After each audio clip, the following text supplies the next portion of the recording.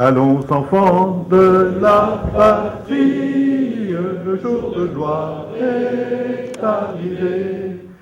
Contre nous de la tyrannie, l'étendard sanglant est levé, l'étendard sanglant est levé.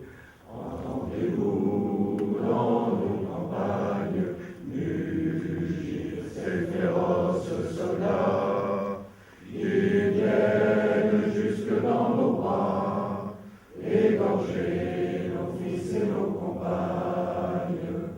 Aux âmes citoyens, formez vos bataillons, marchons, marchons, qu'un sang impur abreuve nos sillons. Mesdames et messieurs, bonjour. Près de 300 maires de notre département étaient réunis à Chartres ce vendredi 20 novembre à l'invitation du préfet d'Eure-et-Loir, Nicolas Quillet, pour ensemble prendre connaissance des mesures prises sur notre territoire à la suite de l'état d'urgence décrété par le président de la République. Alors comme vous avez pu le voir en ouverture de cette vidéo, la Marseillaise a été entonnée.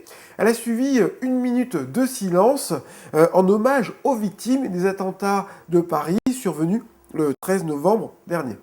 À l'issue de cette réunion extraordinaire, nous avons interrogé le préfet sur ce qu'apporte l'état d'urgence pour l'administration et les forces de sécurité.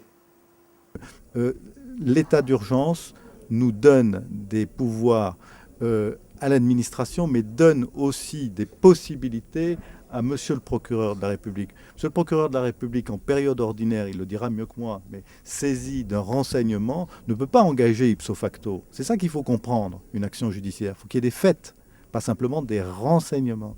Tandis que là, avec la police administrative, avec ses perquisitions, nous allons justement à la recherche d'éléments qui pourront ensuite permettre à monsieur le procureur, s'il le souhaite, d'engager une action. Vous voyez, il y a une articulation entre les deux, police judiciaire, police administrative, qu'il faut bien comprendre. Est-ce que toutes les personnes perquisitionnées étaient fichées S ?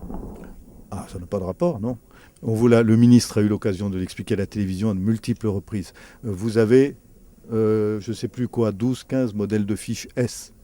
Donc ce n'est pas un critère. La fameuse fiche S, si vous voulez, n'est pas le critère qui permet de déterminer une perquisition. Ça peut être un élément d'information. C'est même pas des renseignements d'ailleurs, c'est des informations. Donc je trouve qu'on a tendance à exagérer son importance. Je vous le dis franchement. Est-ce qu'il y a des personnes sur le département qui font l'objet d'une surveillance particulière due aux attentats justement ?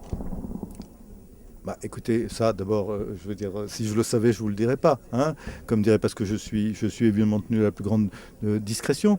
Mais nous avons, dès avant l'état d'urgence, si vous voulez, nous avons fait nos réunions, notamment pour la lutte contre la radicalisation, avec monsieur le procureur. Nous la faisons depuis des mois. Depuis le mois de janvier dernier, et nous avons effectivement une série de personnes que nous surveillons, bien sûr. Alors, juste avant de terminer cette vidéo, quelques chiffres concernant les nombreuses perquisitions qui ont eu lieu la semaine dernière. Alors, pour ce qui concerne la zone police, 10 perquisitions ont eu lieu. Elles se sont déroulées à Dreux puis Vernouillet. Ces 10 perquisitions ont débouché sur la saisie de 7 armes et sur l'assignation à résidence de 2 vernolitains. Pour ce qui concerne la zone gendarmerie, 3 perquisitions ont eu lieu à Élie-Combray, 2 perquisitions ont eu lieu à Châteaudun. Elles ont-elles débouché sur la saisie informatique, de matériel informatique et de documents bancaires. D'autres perquisitions vont avoir lieu cette semaine même encore, nous en a informé le préfet. Mesdames et messieurs, je vous remercie de nous avoir suivis et vous rappelle que l'actualité de votre département d'Eure-et-Loir, elle est aussi sur notre site internet au www.le28.tv. Bonne journée à tous.